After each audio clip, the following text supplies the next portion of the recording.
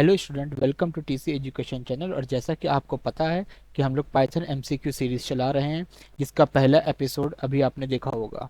पहले एपिसोड में हमने 10 क्वेश्चंस को सॉल्व किया था।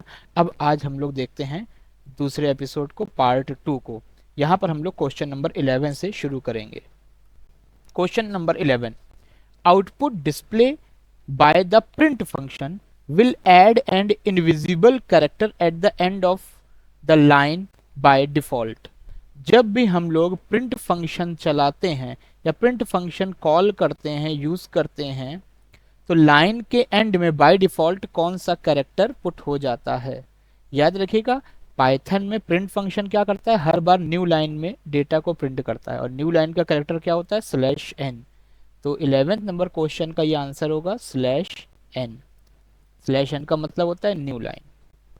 Okay, by default print function जो होता है किसी भी स्टेटमेंट के एंड में /n को पुट कर देता है। ये /n हमको दिखाई नहीं पड़ता है, बट वो पुट कर देता है। इससे क्या होता है, जब भी हम प्रिंट फंक्शन यूज करते हैं, हर बार जो आउटपुट होता है वो न्यू लाइन में आता है। Okay, question number 12, multiple values specified in parenthesis to print function will display each value separated with this by default.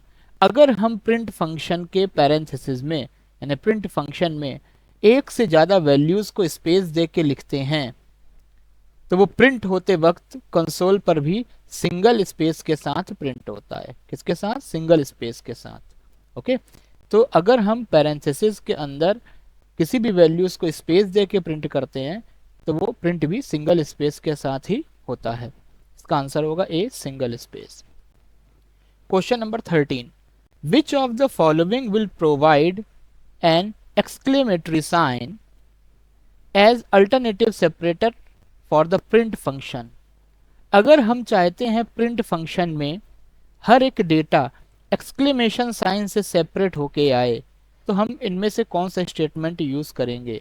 तो इसका सही आंसर है सेप इक्वल टू सिंगल कोट्स में exclamatory sign.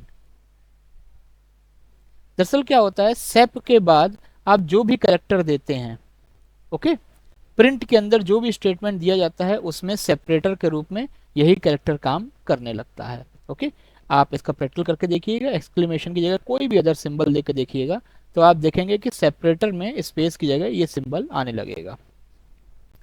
Question number 14, which of the following will provide a asterisk character as alternative line ending for the print function.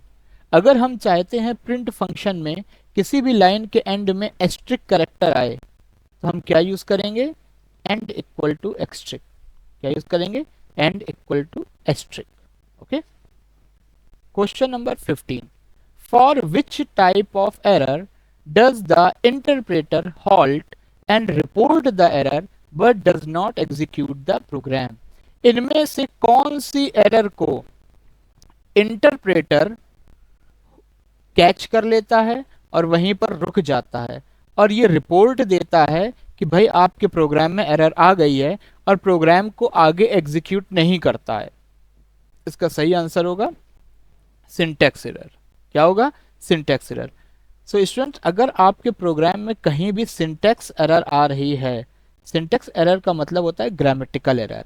जो Python programming की grammar है, यानी जहां पर कॉमा लगना है वहां पर कॉमा आपने नहीं लगाया, जहां पर डॉट लगना है आपने डॉट नहीं लगाया, जहां पे इंडेंटेशन देना है, मार्जिन देना है, वहां पे आपने मार्जिन नहीं दिया, तो ये कहलाती हैं ग्रामेटिकल एरर। इन्हीं को सिंटैक्स एरर भी बोला जाता है, यानी सिंटैक्स का वायलेशन होता है जब तब। ठीक है, तो अगर आपके प्रोग्राम में कहीं पर भी सिंटैक्स एरर आ रही है, तो कंपाइलर आपको एक रिपोर्ट देगा कि कहाँ पर कैसी सिंटैक्स एरर आ रही है, और वो प्रोग्राम को एग्जीक्यूट भी नहीं होने देगा। ठीक है, यानी अगर जब तक आप अपने प्रोग्राम से सिंटैक्स एरर को हटाएंगे नहीं, तब तक आप अपने प्रोग्राम को एग्जीक्यूट नहीं कर पाएंगे। ओके, सो इसका सही जवाब है सिंटैक्स एरर।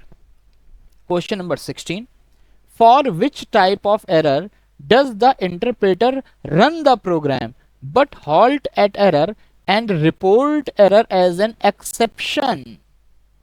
समझिएगा, वह कौन सी एरर होती है जहां पर इंटरप्रेटर प्रोग्राम को रन कराते वक्त हॉल्ट कर जाता है, रुक जाता है, और आपको रिपोर्ट करता है कि यह एक एक्सेप्शन है। ये क्या है? एक एक्सेप्शन। याद रखिएगा जब भी एक्सेप्शन की बात आए तो एरर कौन सी होगी? Run time error. कौन सी एरर होगी? Run time error. Run time error ही इसके नाम से ही समझ में आ रहा होगा, रन टाइम। ऐसी एरर जो प्रोग्राम की रनिंग कंडीशन पे आती है, जब प्रोग्राम रन होता है और तब जो एरर आती है उन्हें रन टाइम एरर कहते हैं। इसमें क्या होता है, हम प्रोग्राम को जब रन कराते हैं तो प्रोग्राम रन होता है, और जब वो एरर आती है तो प्रोग्राम वहां पर हॉल्ट कर जाता है, वहीं से टर्मिनेट हो जाता है और आपके सामने एक एक्सेप्शन लिख के आ जाता है। ठीक है, तो ऐसे एरर कहलाती हैं run time error. Question number 17, for which type of error does the interpreter run the program and does not report an error? ऐसी कौन सी एरर है जिसमें प्रोग्राम रन भी हो जाता है, कोई एरर भी नहीं आती, बट आंसर हमारे सही नहीं आते? तो वो होती है सिमेंटिक एरर। कौन सी एरर होती है? Semantic error. कंपाइलर आपको बताएगा नहीं कि एरर आई है, ठीक है, लेकिन आंसर गलत आएंगे, तो उससे आपको समझना पड़ेगा कि ये सिमेंटिक एरर है। Question number 18, what will be the output after the following statement? अगर ये तीन स्टेटमेंट एग्जीक्यूट कराए जाएं तो क्या आउटपुट आएगा? ओके, यहाँ पर दिया है x equal to 6, y equal to 3, x divide by y, यानी 6 को जब 3 से डिवाइड करेंगे तो आंसर आएगा 2.0। याद रखिएगा पाइथन में जब भी डिवीजन करते हैं तो आंसर डबल यानी फ्लोट में आता है। किस में आता है? फ्लोट में, यानी पॉइंट के साथ आता है। तो 6 को 3 से डिवाइड करेंगे तो आंसर 2 आएगा, लेकिन डिवीजन क्या करता है? हमेशा आंसर पॉइंट में देता है, इसलिए इसका आंसर आएगा 2.0। ओके, सो आंसर कौन सा होगा? ए आंसर इसमें सही होगा। चलिए नेक्स्ट चलते हैं। Question number 19, what will be the output after the following statement execute?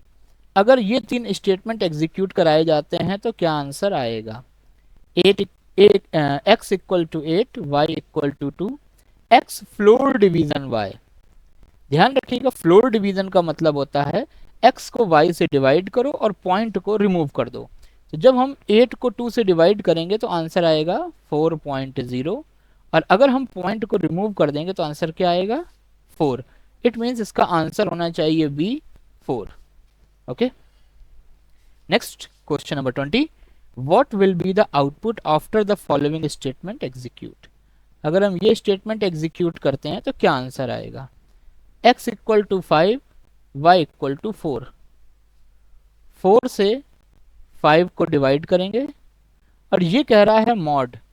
Modulus माने होता है रिमाइंडर। डिवाइड करने पर क्या रिमाइंडर आएगा? तो 4 1 जा 4, आंसर क्या आएगा? 1। इसका आंसर क्या आना चाहिए? 1। याद रखिएगा मॉडुलस जो होता है वो इंटीजर में आंसर करता है। किस में आंसर करता है? इंटीजर। इट मीन्स इसके आंसर में कहीं भी पॉइंट नहीं आता है, तो 1.0 जो है ये आंसर नहीं होगा, आंसर होगा ओनली 1, क्योंकि मॉडुलस जो है वो इंट में आंसर करता है। ओके, सो इसका आंसर क्या होगा? 1। ओके, सो ये थे नेक्स्ट हमारे 20 क्वेश्चंस। पार्ट 3 में हम लोग 21 से आगे के क्वेश्चंस को सॉल्व करेंगे। तब तक stay tune with TC education channel. Thank you.